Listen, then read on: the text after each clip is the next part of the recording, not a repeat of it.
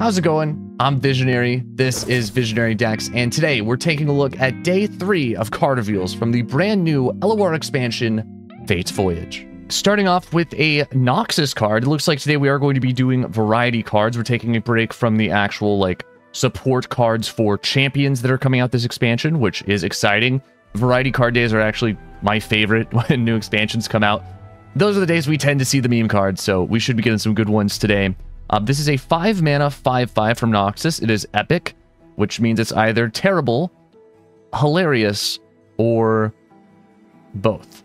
Unless I'm mistaken, I believe this is the, teacher in the art for Disintegrate, who can see, her cape is getting lit on fire, so that's a little lore behind this card, I guess. Allied attack and support effects activate an additional time.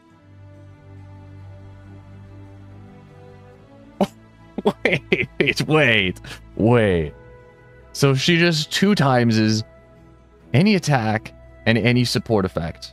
I mean, for a 5/5, for 5 mana, that's a really good ability. Usually when a card has an ability like this, it's got 3 HP or 0 attack because that's a very strong ability. But this is just, casually normal stats, just good stats for a 5-mana unit. I don't know why she is so buff. Man, attack and support effects activate an additional time. I mean, right off the bat, I'm thinking this would be hilarious with Taric. Unfortunately, Taric is rotated, so we're not going to really be able to try that out until we play Eternal Ranked again in a couple months. This would also be disgusting, absolutely disgusting with Poppy. I do not like this card with Poppy. Kind of cool with Vladimir, I guess.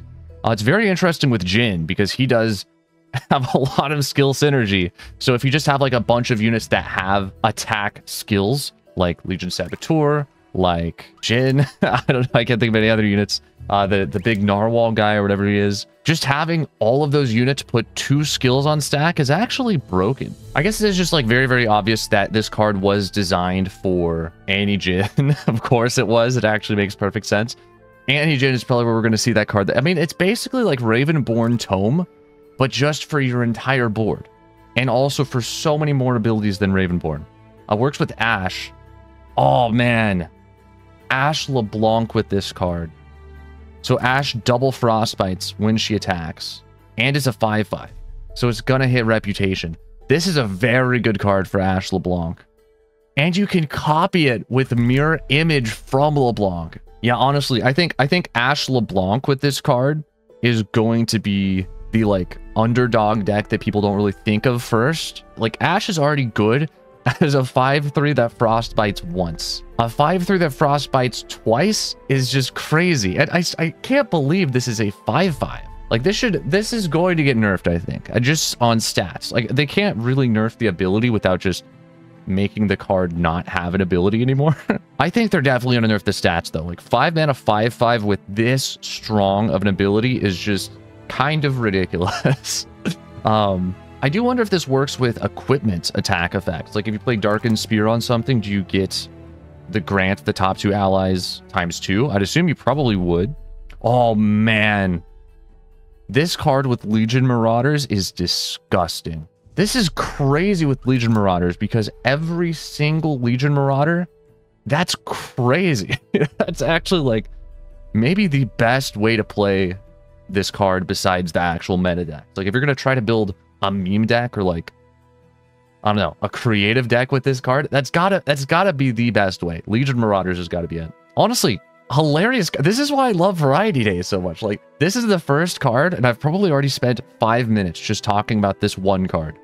This is hilarious. I love this card, honestly. Let's go ahead and put it in a tier list. Honestly, for this one, I'm feeling an S tier. I know it's a little bit expensive. Maybe it's just the kind of card that seems broken, never gets played. I don't know. It's just gonna be Annie Jhin, isn't it? I'm gonna end up hating this card. It's a fun card for meme decks, but the fact that it works with Annie Jhin, I'm going to hate it because it's just so good. But yeah, this is definitely an S tier in my opinion. I cannot wait to play Legion Marauders with this card, dude. It's gonna be so funny. All right, moving on to a 2-mana Shadow Isles card, Lonely Chimeslime. If I had to guess, what region would be the next region to get a Chime card, it would never have been SI, and and it would never have been Chimeslime. What is... I love this card, dude. What in the world is happening here? When another ally dies, or last breath, plant 4 chimes in your... Dude, wait. This is not even capped. This is just every single time an ally dies. Is this Mr. Thrift's new best friend? This is Mr. Thrift's new best friend. Dude, Bard SI is about to go crazy. And actually, you can play this guy with any region, can't you? He's just part of Bard's set now. He's part of Bard's region. Dude, what is this card? This is so funny, man. I absolutely love this. I hope it has, like... I know it's probably not going to have a voice line because it's a slime, but I hope it just has, like, a sound. I just want to hear a sound when I play this card. Please tell me there's just, like, some sort of sound it makes when I drop this on board. I'm not going to say friendship ended with Mr. Thrift, but Chimeslime is definitely my new best friend. I don't think it takes much thought. We're putting this guy straight in S tier. S tier is not enough. I'm sorry. Chimeslime needs his own tier. He is above S tier. This is the best card I have seen this expansion. Chimeslime tier. Chimeslime tier. No other card could possibly top this. This is my favorite card. This is my absolute favorite card. There will never be a card. They could not possibly release a card that I love more than Chimeslime. Chimeslime, my beloved. The fact that this works every single time an ally dies is insane to me. Like, how could this be bad? And it plants 4. It's not like when an ally dies, plant 1 chime. Or even plant 2. It's plant 4. It's 4. That's more chimes than Bard plants when he attacks. How is 4 chimes the number of chimes this card... That's insane to me. And the fact this is in SI just makes it, like, so easy to pump your deck with chimes, right? You play the Opulent Foyer, you play Soul Cleave, you play Encroaching Mists with Viego. Like, there's just so many ways to activate this card 1,000,000 times per round. Absolutely fill your deck with chimes. And even if you're not playing SI, again, this is in Bard's region, so you could just play, like, Bard Nora and just have this in your deck. Then every time a portal dies, you just get 4 chimes in your deck for some reason. This is insane. This is such a good card, dude. This is such a good card. All right, Watery Grave. This is some sick card art. Not better than Chimeslime, but close. 3 mana SI slow spell. Obliterate 6 cards from the bottom of the enemy deck. Okay, I mean, I think this is pretty bad unless you're playing Maokai. If you're playing Maokai and Maokai levels and then you play this, you win the next turn because then they just don't have any cards to draw. And this is in the same region as Maokai. Uh-oh. Every deep deck is probably going to be playing this. Just any deck that has Maokai is going to be playing this from now on. I know this seems like a bad card now, but I think before making like a full judgment on this card, let's just wait and see what other like cards and what other archetypes they add to the game this expansion, because this almost seems like maybe it's meant to go with something else to me. I've just got to, like, this card feels like, okay, it's so out there, you know? Obliterate 6 cards from the bottom of the enemy deck. Why would we ever want to play this? Besides Maokai. There's no way they just printed this card for Maokai. I wonder if they're going to add some sort of card where it's like, generate this on the bottom of your deck. And it's like Hexite Crystal type of thing, right? Where it generates in the bottom 10 cards of your deck. And so then Watery Grave is sort of added to the game as a way to counter this new Hexite Crystal type card, whatever that's going to be. I have a feeling that's probably why this is in the game. This is probably like justification to add a kind of broken Hexite Crystal type card. We'll have to wait and see, but I don't like Hexite Crystals rotated. What other reason would you ever want to play this besides Maokai? Besides Mill? Hexcore Foundry, the Mill landmark, is also rotated. I guess you could play this against Deep as well. The way Toss works, if your opponent is playing Maokai Nautilus themselves, at a certain point, the very bottom of their deck will just be all of their champions. So if you do play this against a deep deck, if it's like the deep mirror match and they both have this, they can just obliterate each other's champions. Because when you toss a card, it skips the champions, right? So it starts tossing, and then it finds like a Maokai. So Maokai stays at the bottom of your deck. And then it keeps tossing, and then it finds a Nautilus. So Nautilus stays at the bottom of your deck. And it keeps tossing, and it finds another Maokai. And they all just sort of pile up at the bottom of your deck.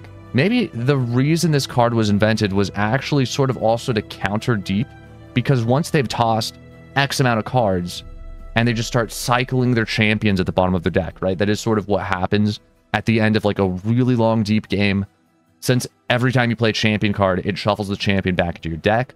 This is sort of a way to obliterate their champions, and then like deep is actually in trouble because they've tossed all the rest of their cards. So all they had left were their champions, and then you just play this. You know, you could also print, dude, what if you print this card? What if you print this card and then you obliterate all their cards? You just print this card with Evil K, and then you just obliterate their entire deck. It's like Lissandra Watcher, but with 10 more steps. Okay, that is a deck I'm going to be building, 100%. I wonder if it's got to show, right? Does it show? I hope it shows what cards it obliterates. Maybe not. Maybe it's just a complete mystery to both players. But that would be, dude, the absolute content to just be able to see what cards you obliterate from the opponent deck would be so funny. I want to know. I want to know if I just obliterate all my opponent's champions in one swing. That would be so funny. I really hope it shows up on screen like a toss. I hope it does. I mean, obviously this is a very niche card. I feel like I'm gonna make a prediction here. Again, I feel like there's going to be a card that releases and we're gonna be like, thank goodness Watery Grave is in the game. I'm gonna put this in A tier. I'm gonna make a predictive A tier for Watery Grave. I'm feeling a predictive A tier. All right, they call me visionary for a reason. Just trust me on this one. This card's probably A tier. All right, we have a 4-mana Shurima Elite.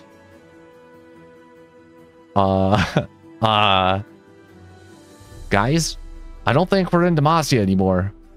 What? Wait, why do we have to... What? It seems like Riot is just trying to break the game at this point. They're just like, all right, you know what? LOR's been out for long enough. Let's just break it. Let's just break the game. Elites in Shurima. What the heck? I mean, Demacia Shurima was already like a region combo that was very popular, so this is just going to become even more annoying in all those Demacia Shurima decks I loved so much. Okay, he's a 4-mana 4/4. Those are Demacia stats. General of the Dunes. Daybreak. Or when you activate another Daybreak, grant the weakest enemy vulnerable. What?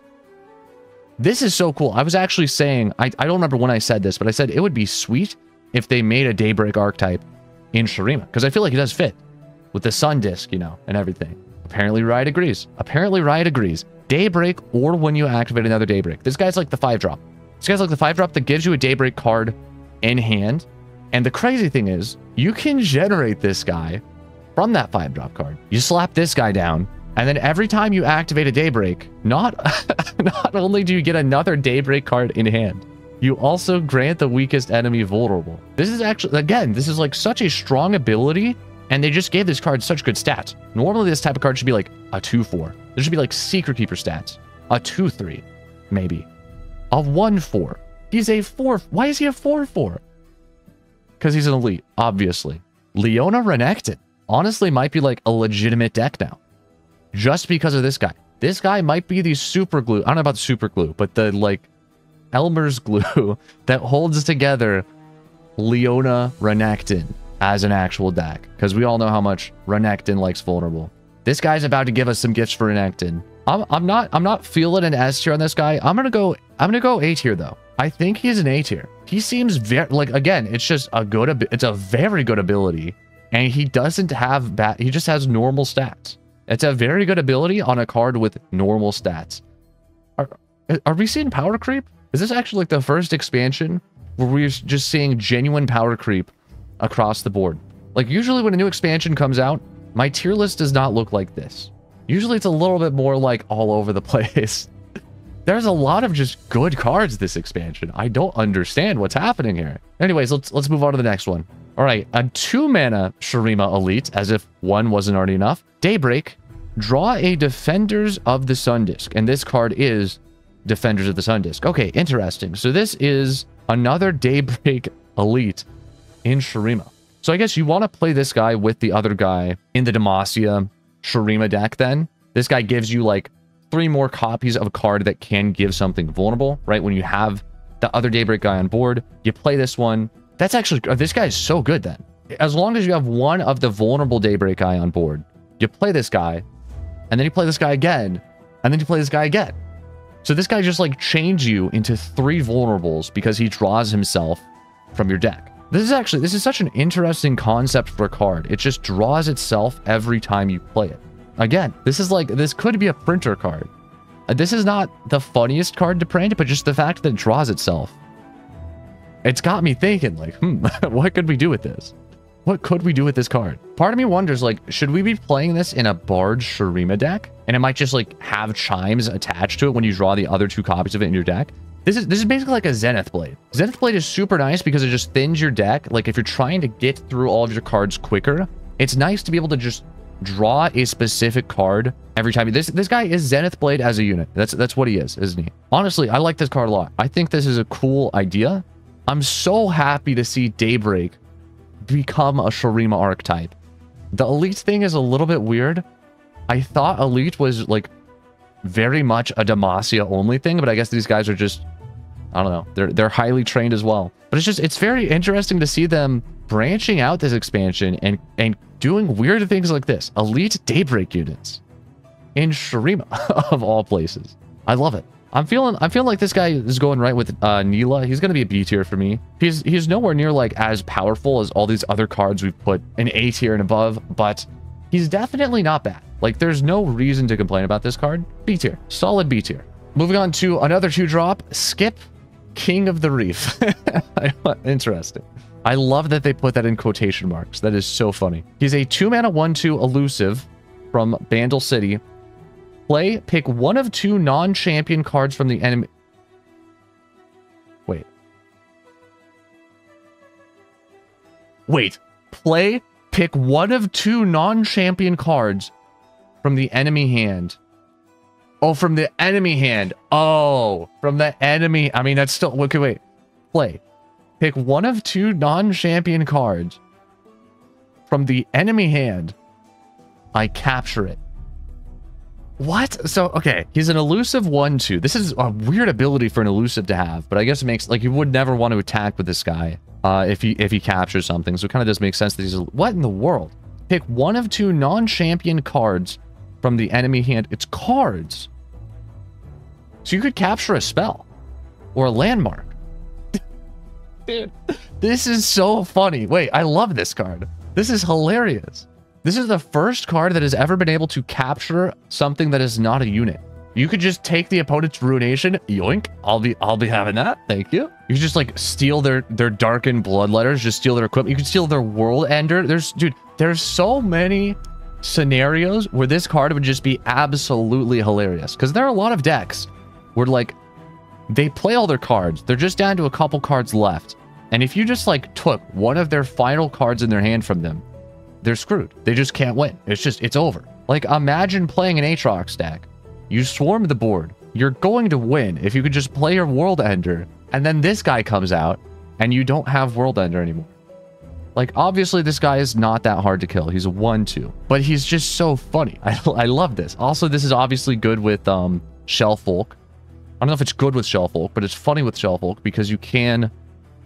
create a copy of whatever card you pick. So what you could do with this guy, I mean, if you guys are unfamiliar, if a unit that has something captured gets silenced, the captured card disappears. So you could legitimately just play this guy, take the Ruination from your opponent's hand, silence your own Skip, King of the Reef, and then their Ruination is gone forever, and there is no possible way for them to get it back. It's just gone. It's just gone. It makes me wonder, like, what happens when you capture a unit versus when you capture a spell or a landmark or an equipment. Like, when you capture a unit, usually it goes on board. But that's just because the only capture cards that have existed can only capture something that's already been played. If you capture a card that has not been played, does it still just immediately go on board? Like, I'd assume a unit would, right?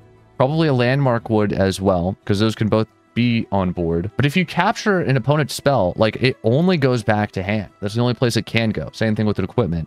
I feel like the way this card should work is any card that you capture should go back to the opponent's hand. Otherwise, it is kind of weird. Like, it's weird that you can capture a spell, and it can be like a 9-mana spell, and you don't care if Skip dies, because worst case scenario, they still have to spend 9 mana, right?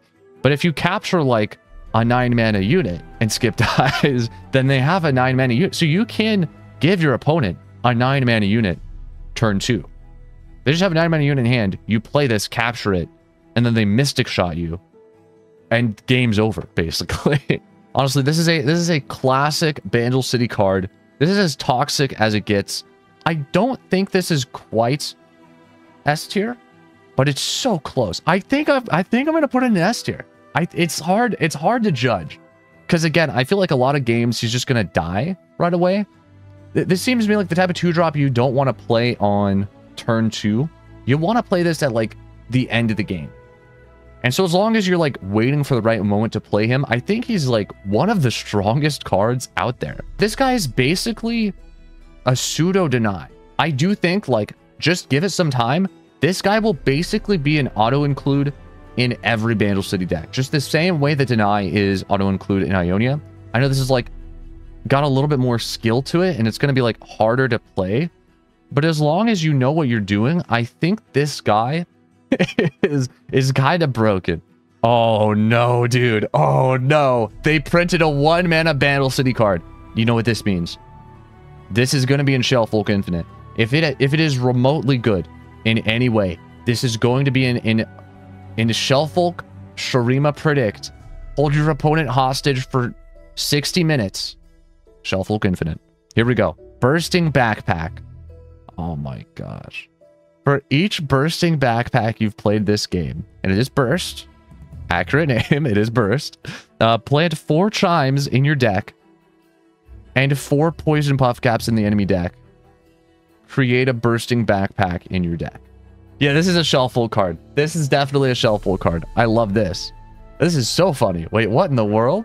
Forget Poison Dart lethal. I'm just going to Bursting Backpack lethal in a Shellfolk Infinite. It's another Chime card, too. Bard can play this. Bard is going to be so strong this expansion. This is crazy. This actually solves Mr. Thrift's Swindler's Den. Because the one problem with Mr. Thrift Swindler's Den is that there is no good way to shuffle cards into your deck. Unless I'm mistaken, this lets us go actually infinite with Mr. Thrift Swindler's Den. We can do it now. We can play Mr. Thrift Swindler's Den. We play 3 copies of this card. Once we get to the part of the game where we just go infinite with portals, we play this, and we never run out of cards. We legitimately just go infinite. The only problem is that this does cost mana. That's the only problem. But it's 1 mana. So as long as we just like, as long as we have enough mana to go around, Mr. Thrift Infinite just got so much gas. This is S tier. This is 100% S tier. There are so many S tier cards this expansion. I've said it before. I'll say it again. It's insane. All right, moving on to a Demacia combat trick, it looks like. Gentleman's Duel. So this is like a new single combat. It's 3 mana, so probably going to do something a little bit more. Give an ally +0/+2. That ally and an enemy strike each other. It's literally just like, you want to put 3 more single combats in your deck? Here you go. That's what this card is. This is cool. This is really cool. This seems like a very good card to play with Auction. This is just like a better single combat in general. I think you'd actually almost always replace single combat with this card just for the buff. Just ensuring that like your unit gets an advantage every time you play single combat is very big. This is a very good card though. Dude, I don't want to have to play around single combat and Gentleman's Duel. I was so happy that they rotated Concerted Strike because now there's just 1 less combat trick to play around. My opponent's... For all I know, my opponent's hand could just be single combat, single combat, single combat, gentleman's duel, gentleman's duel, gentleman's duel. That's what I have to play around now. Great. I can't wait. I can't wait. This does make me wonder if they're like preparing to rotate single combat. I'm getting that vibe from a lot of the cards that are releasing. They sort of look like they're like preemptively being printed so that we can rotate some of the more staple cards that have been in the game for forever, like single combat. I honestly wouldn't mind that. I feel like single combat being replaced with this card would be a positive change overall. I hope that's sort of what they're intending here, because if they do just go for adding this to Demacia and keeping single combat, it's going to be a little bit toxic. As far as this card goes, I'm thinking A tier at least, right? It's got to be A tier. There's no way this card is B tier. Is it S tier? As a meme deck player, it's hard for me to imagine this card being S tier in my own deck. But if I'm imagining the absolute agony I'm going to be in when my opponent plays Gentleman's Duel and kills my Skip King of the Reef, this is probably S tier, isn't it? There's so many S tier cards. I can't believe how many S tier cards there are this expansion. This tier list is getting too big. This tier list is legitimately becoming too big. It's going to be a problem. All right, moving on to our final card of the day. Capsize, a 4-mana Ionian card. I love the art for this. This is Ionians fighting back, destroying a Noxian warship. This is an elemental card. So it is like a water card. It's a slow spell. Recall an enemy to increase the cost of the next unit your opponent plays this round by 2. When would you want to play this? You would want to play this at like the start of the round, wouldn't you? You would want to play this before your opponent has had a chance to spend mana at all that round and just recall their like biggest unit. And then they can't play that unit that round.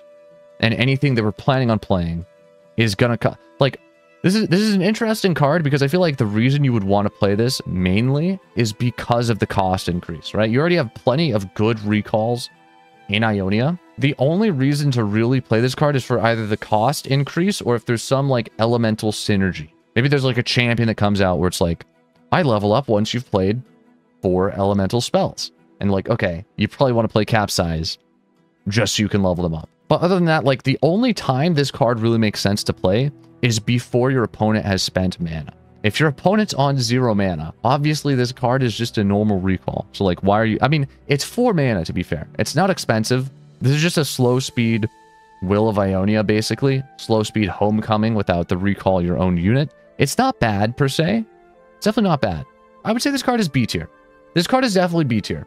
It's not bad. It's not crazy broken. It's just like another recall. If you want to add a recall to your deck, there's another option to choose. Again, I don't think there's a lot of reasons to choose it, but it's out there now. I don't know. We'll have to see. We'll have to see if there's any interesting like elemental cards that give this enough synergy to make this worth playing. I have a feeling the reason you would want to play this is because of the elemental synergy. But that is it for today's cards. This has been my favorite day of card reveals so far. I absolutely cannot wait for this expansion now, man. Like I was definitely mildly excited after the first day, seeing cards like Wildfire. We're getting all these fresh cards to play around with, but now we have Chimeslime, we have Skip, we have Bursting Backpack. This expansion is looking fantastic. Thank you for watching. Let me know your thoughts on these cards down in the comments below, and I will see you guys tomorrow for day 4. Peace.